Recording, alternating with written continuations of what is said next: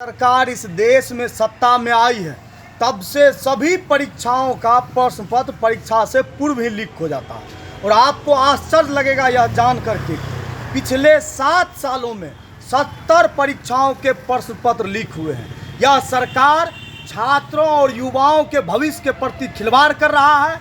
इनको छात्रों और युवाओं के भविष्य से कोई लेना देना नहीं है। सभी को मालूम है कि नीट में किस प्रकार से अनियमितता बरती गई। रिजल्ट में बड़े पैमाने पर धांधली किया गया।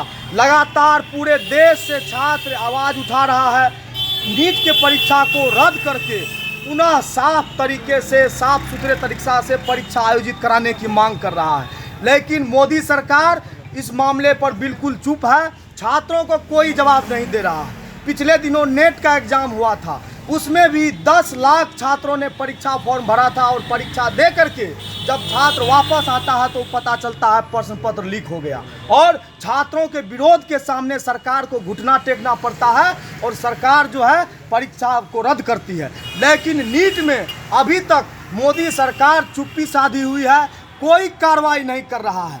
जबकि NSCI कांग्रेस नेता श्री राहुल गांधी लगातार इस बात को मजबूती से रख रहे हैं कि जब तक प्रश्न पत्र लीक मामले में कोई ठोस कानून नहीं बनाया जाता है, दोषियों पर कठोर कार्रवाई नहीं की जाती है, तब तक प्रश्न पत्र लीक रुकने वाला नहीं है। लेकिन आज पूरा देश जान रहा है कि प्रश्न पत्र लीक करने वाले जो लोग हैं, जो शिक्षा माफिया है, वो कहीं ना कहीं मोदी जी के शरण में है और मोदी जी उन लोगों को संरक्षण देने का काम कर रहे हैं। इसीलिए सरकार कोई भी कठोर कार्रवाई नहीं कर रही है और सरकार चुप्पी साधी हुई है।